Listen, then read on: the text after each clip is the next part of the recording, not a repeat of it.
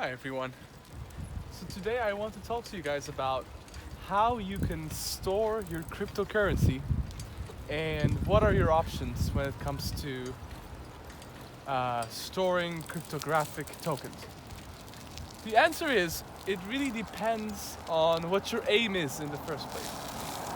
So most people acquire cryptographic assets through exchanges, just like how you buy stocks from exchanges like Webull or Robinhood or Stock Interactive. Cryptographic assets in today's age are mostly bought through giant exchanges like Coinbase or Webull or Binance or whatsoever, and they give you multiple options to store these cryptographic assets. And most common practice today is to leave it in the exchange. If you're someone who's trying to day trade, meaning you'll be buying and selling and trying to time your buys and sells to make profit on the side, then that's a good idea because then you will have your assets in liquidity. However, leaving your assets in the exchange also has some downsides.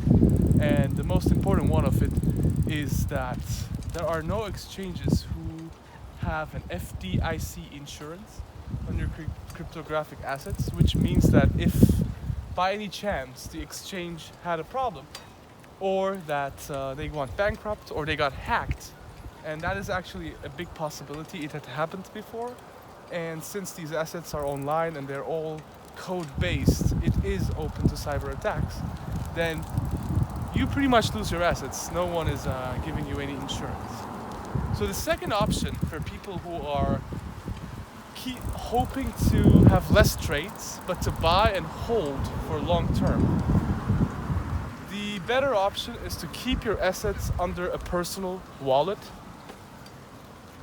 And this is a good approach because the moment you're having your assets in a wallet, you essentially own that asset. In another way, your address, your wallet address, is actually on the blockchain.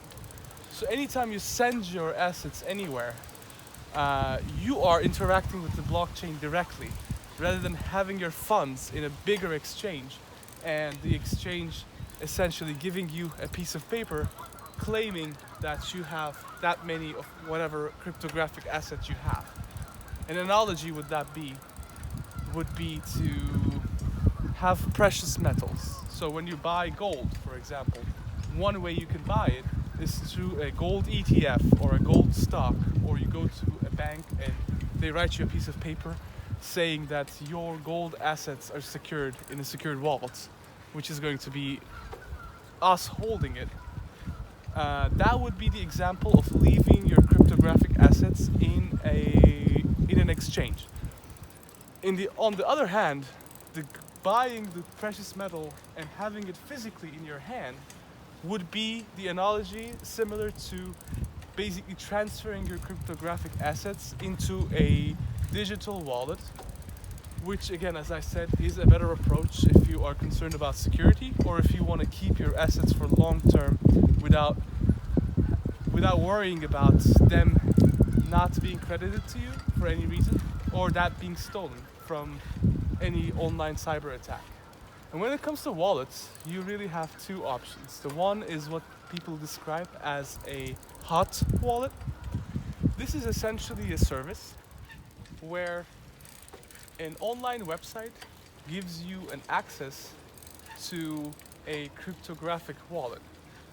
By the way, what a cryptographic wallet means is essentially a space where you can safely store your cryptocurrency, where only you have access to your private keys.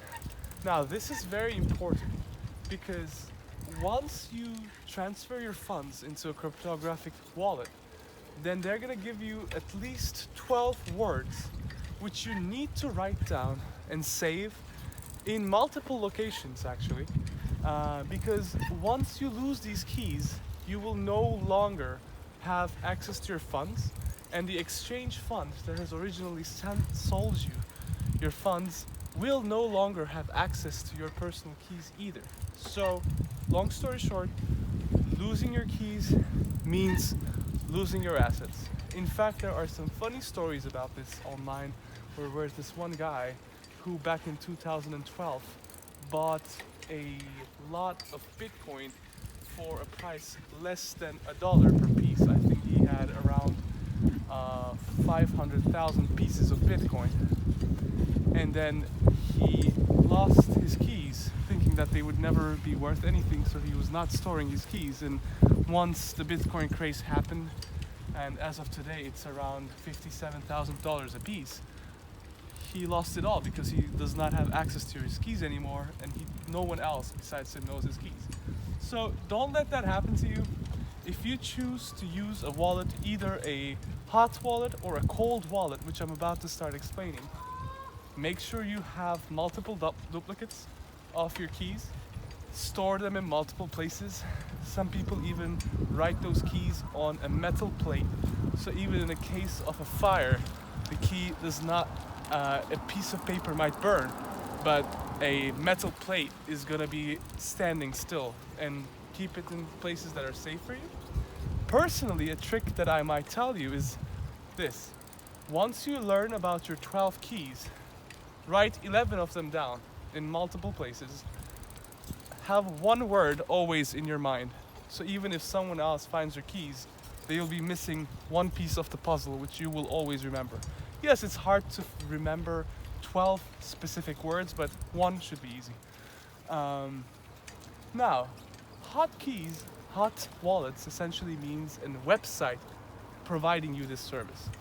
A cold key, on the other hand, is essentially the same service provided to you, but this time you are using a USB stick or a device that provides you your keys in the first place. Here's why it's a big difference and why that matters. The moment that your keys have ever appeared online in any space, essentially it is in the databases. It has been exposed to the web. So given the situation, your keys might still be exposed, which would essentially make you vulnerable in a situation when someone is trying to hack your cryptographic account. However, cold keys are only generated by hardware devices that are in your hand that are never connected to the internet. So people who use cold keys like USB cryptographic wallets, they are relying on the fact that the USB has never been connected to the internet. So the 12 personal key that is generated for you has never been on the web.